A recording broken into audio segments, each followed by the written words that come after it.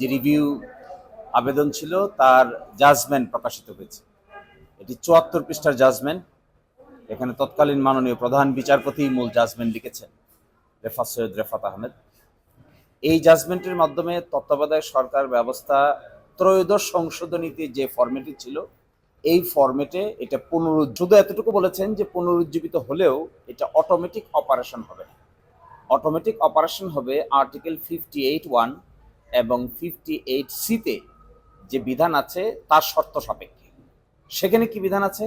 সেখানে বলা আছে যে একটা সরকার বিদায় নিবে, তারপরে কেয়ারটেকার গভর্নমেন্ট গঠিত হবে, পার্লামেন্ট ডিসলভ হবে, ডিসলভের ভিতরে তত্ত্বাবধায়ক সরকার গঠিত। ফলে বর্তমান সিচুয়েশনে আদালত বলছেন বর্তমান সিচুয়েশনে এই সিচুয়েশন নাই। যেহেতু বর্তমানে এই সিচুয়েশন নাই, সেজন্য এটা অটোমেটিক রেস্টোর হলেও এখন সেটা কার্যকর হবে না। সেটা কার্যকর হবে ত্রয়োদশ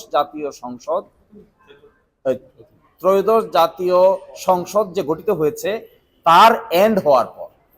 অর্থাৎ বর্তমানে যে সংসদ শুরু হয়েছে এই সংসদ যখন 5 বছর পরে শেষ হয়ে যাওয়ার পরে আবার আর্টিকেল 58 এবং 58(c) কার্যকর হবে। এই পার্লামেন্ট যখন ডিসলভ হবে তখনই প্রশ্ন আসবে তত্ত্বাবধায়ক সরকার 15 দিনের ভিতরে গঠন করতে হবে। এই জন্য এই অবজারভেশন দিয়েছেন। আরেকটা প্রশ্ন হলো, এখন কি তাহলে পার্লামেন্ট পরিবর্তন করতে পারেন কিনা, যে প্রশ্ন করেছেন সিনিয়র সাংবাদিক। হ্যাঁ, আদালত রেস্টোর করেছেন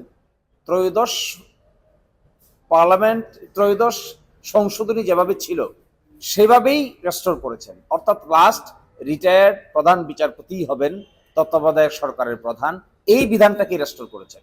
এখন বর্তমান সংসদ যদি মনে করেন জুলাই চার্টারের আলোকেই হোক অথবা অন্য কোনো আলোচনাই হোক, এই বিধানের মধ্যে কোনো পরিবর্ধন পরিমার্জন সংশোধন করতেন, তাহলে এটা সম্পূর্ণ পার্লামেন্টের এখতিয়ারের উপরেই সেটা থাকবে।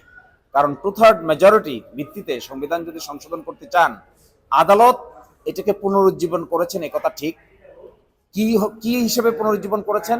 অতীতে যে ফরম্যাটে ছিল সেই ফরম্যাটে। এই ফরম্যাটের মধ্যে যদি কোনো পরিবর্তন আনতে চান, তাহলে বাকিটা নির্ভর করবে বর্তমান পার্লামেন্ট কিভাবে চিন্তা করছেন তার উপরে। এই ব্যাপারে আমরা আদালতে দেখিয়েছিলাম, একটা জাজমেন্টে কোর্ট করেছেন যে জুলাই জাতীয় সনদে তত্ত্বাবধায়ক সরকারের একটা ডিফারেন্ট ফরম্যাটকে প্রস্তাব করা হয়েছিল। এই ফরম্যাট যদি জাতীয় সংসদ গ্রহণ করতে চান, তাহলে জাতীয় সংসদের সামনে ওটা গ্রহণ করতে এই রায় থাকা সত্ত্বেও কোনো বাধার কারণ হবে না। এখানে যে জটিলতাটা তৈরি হওয়ার সম্ভাবনা নাই, কারণ আদালত তো তত্ত্বাবধায়ক সরকার 13 অ্যামেন্ডমেন্টের বিধানটাকে পরিপূর্ণভাবে পুনরুজ্জীবিত করেছেন। তার মানে কি 13 অ্যামেন্ডমেন্টের পূর্বে 13 অ্যামেন্ডমেন্টের মাধ্যমে যেভাবে তত্ত্বাবধায়ক সরকার এসেছিল সেটা এখন আসলো। এখন আসাটার মধ্যে যে ফরম্যাটের কথা বলা হয়েছে, এই ফরম্যাটটা হলো লাস্ট রিটায়ার্ড চিফ জাস্টিস হবেন তার প্রধান। এখন যদি আমাদের বর্তমান সংসদ সিদ্ধান্ত নেয় যে লাস্ট রিটায়ার্ড চিফ জাস্টিস প্রধান হবেন না, অন্য কোনো ব্যক্তিকে কনসেনসাসের ভিত্তিতে তারা প্রধান বানাতে চান, তাহলে ত্রয়োদশ সংশোধনীর মধ্যে আরেকটা সংশোধনী আনয়ন করতে হবে। ওই সংশোধনী যদি তারা আনয়ন করেন, তবেই আদালতের এই আদেশটা কার্যকর থাকা সত্ত্বেও ভিন্ন কিছু হবে। যদি না আনেন, তাহলে আদালত যেভাবে রায় দিয়েছে এই ফরম্যাটকেই ফলো করতে